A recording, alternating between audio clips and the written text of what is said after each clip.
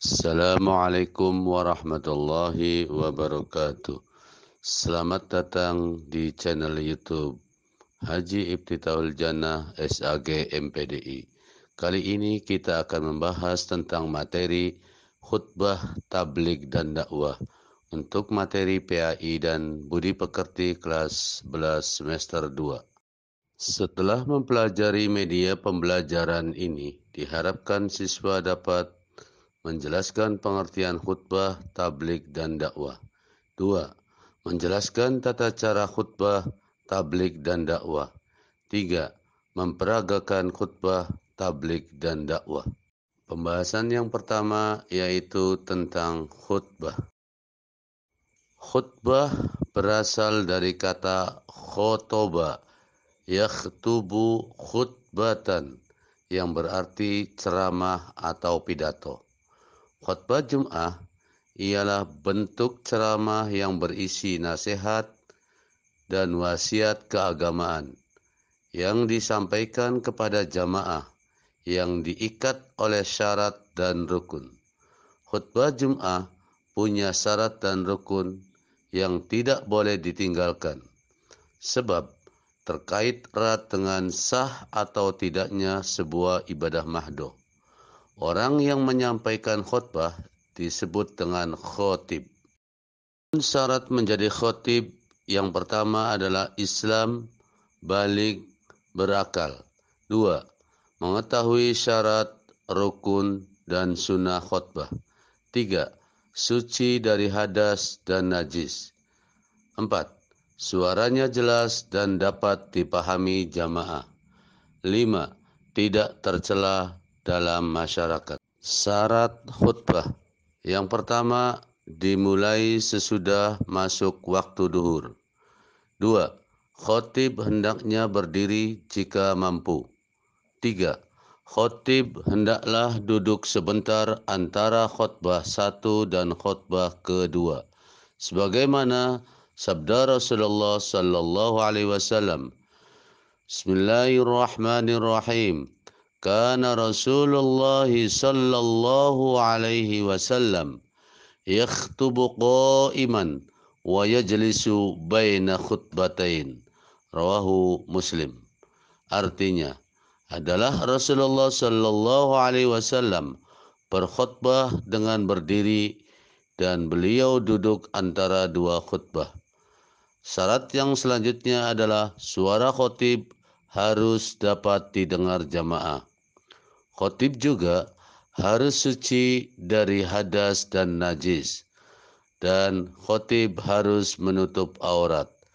Syarat yang terakhir adalah tertib, artinya bahwa dimulai dari awal sampai akhir secara berurutan. Adapun rukun khutbah, yang pertama adalah membaca puji-pujian atau alhamdulillah. Dua, membaca syahadatain atau dua kalimat syahadat. 3. Membaca salawat kepada Nabi Muhammad sallallahu alaihi wasallam. Yang keempat, berwasiat tentang takwa. Yang kelima, membaca ayat Al-Quran dalam salah satu khutbah.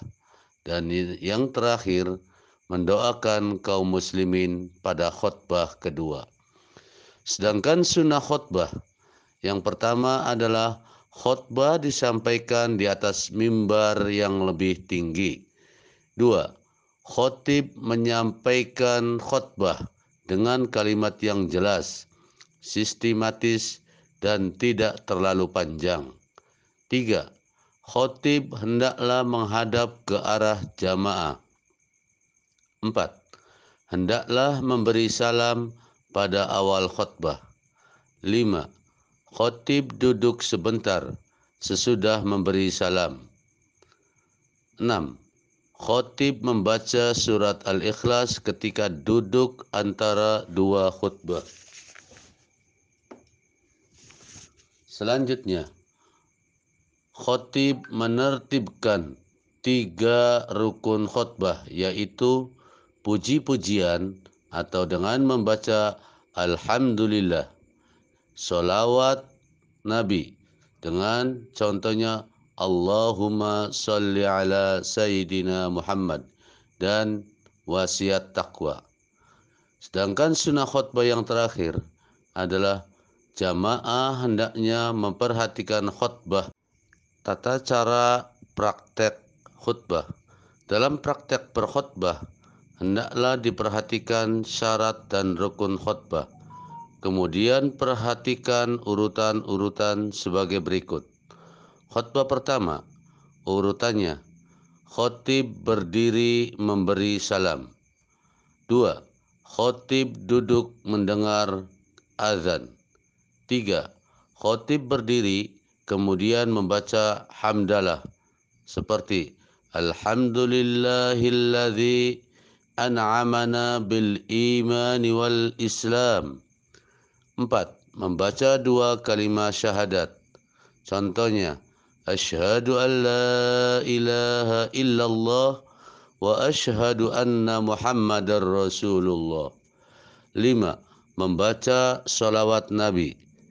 Contoh, Allahumma salli ala Sayyidina Muhammad wa ala alihi wa sahbihi ajma'in. Selanjutnya, memberi wasiat tentang takwa. Contohnya, ittaqullah haqqa tuqatih wa la tamutunna illa wa antum muslimun. Untuk khutbah yang pertama, selanjutnya pada waktu memberi wasiat, hendaklah dengan mengutip ayat Al-Quran. Dan yang terakhir, penutup khutbah pertama dengan membaca aqulu qawli hadza wa astaghfirullah li wa lakum. Sedangkan khutbah kedua, setelah selesai khutbah pertama, khotib duduk sebentar, kemudian berdiri lagi, lalu membaca hamdalah, syahadatain, sholawat kepada Nabi, wasiat takwa, lalu mendoakan kaum muslimin. Contohnya, Allahumma ghfir lil mu'minina wal mu'minat wal muslimina wal muslimat al-ahya minhum wal amwat.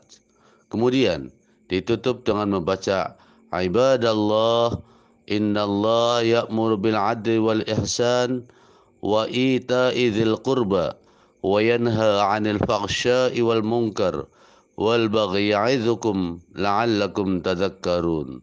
Fadhkurullahal 'azim yadhkurkum washkuruhu 'ala ni'amihi yazidkum was'aluhu min fadlihi yu'tikum wala dzikrallahi akbar.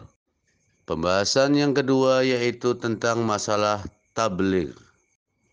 Tabligh menurut bahasa berasal dari kata balagho, yuballighu, tablighun yang berarti menyampaikan.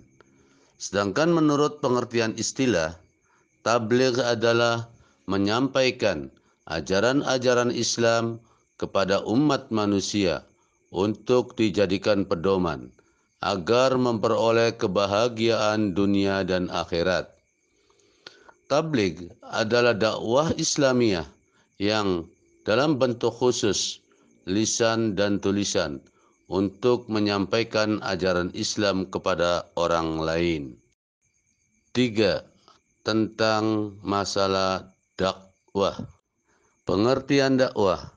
Menurut bahasa, kata dakwah merupakan masdar atau kata dasar dari kata kerja da'a yad'u yang berarti seruan atau panggilan atau ajakan.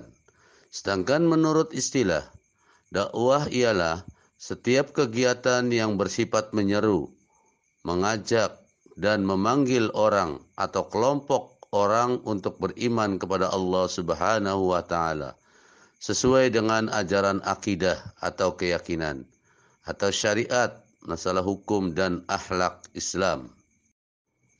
Adapun metode dakwah dibagi menjadi 3 bagian. Yang pertama adalah bil hikmah, artinya dengan cara yang jelas dan tegas sehingga dapat membedakan antara yang hak dan yang batil. Penyampaian dakwah ini terlebih dahulu harus mengetahui tujuannya dan mengenal secara benar terhadap orang atau kelompok yang menjadi sasarannya. Metode yang kedua yaitu mau'izah hasanah. Artinya, berdakwah dengan nasihat yang baik. Maksudnya dengan menyenangkan hati, tidak menyakitkan dan tidak memaksakan, tetapi dengan cara persuasif, yaitu memberikan kesempatan kepada orang untuk berpikir dan menentukan sendiri. Yang ketiga, metode dakwah adalah mujadalah atau diskusi.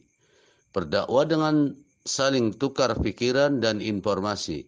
Cara ini biasanya dilakukan kepada orang yang mempunyai kemampuan berpikir logis dan kritis. Perbedaan antara khutbah, tabligh, dan dakwah. Khutbah dilaksanakan pada waktu-waktu tertentu. Ada syarat dan rukun. Ada mimbar khusus untuk melaksanakannya. Waktunya terbatas. Dilakukan oleh orang yang memiliki kemampuan berorasi dan cukup memiliki pengetahuan yang cukup. Dan orang yang melaksanakan disebut khotib. Sedangkan yang ketujuh dilakukan secara khusus dan memiliki tata cara tertentu. Adapun masalah tabligh, yang pertama adalah dapat dilakukan kapan saja. Tidak ada syarat dan rukun. Ada yang menggunakan mimbar dan ada yang tidak, tergantung tempat pelaksanaannya. Yang keempat, ada yang tidak terbatas dan ada yang dibatasi waktunya.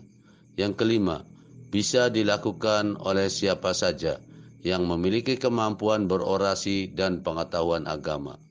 Yang keenam, orang yang melaksanakan disebut mubaligh atau mubalighat. Dan yang terakhir, yang ketujuh, dapat dilakukan melalui berbagai cara seperti seminar atau menggunakan teknologi. Adapun dakwah dapat dilakukan kapan saja. Tidak ada syarat dan rukun. Tidak perlu ada mimbar khusus dalam pelaksanaannya. Tidak dibatasi waktu. Boleh dilakukan siapa saja. Karena setiap muslim wajib mempelajari, mengamalkan, dan mendakwakan Islam. Yang keenam, orang yang melaksanakannya disebut dengan da'i. Dan yang terakhir, dapat dilakukan tanpa melalui acara formal, karena dapat dilakukan kapan dan di mana saja. Demikianlah kesempatan kali ini kita telah membahas tentang materi khutbah, tabligh, dan dakwah. Kurang lebihnya mohon maaf. Wallahul muwafiq ila aqwamit thoriq.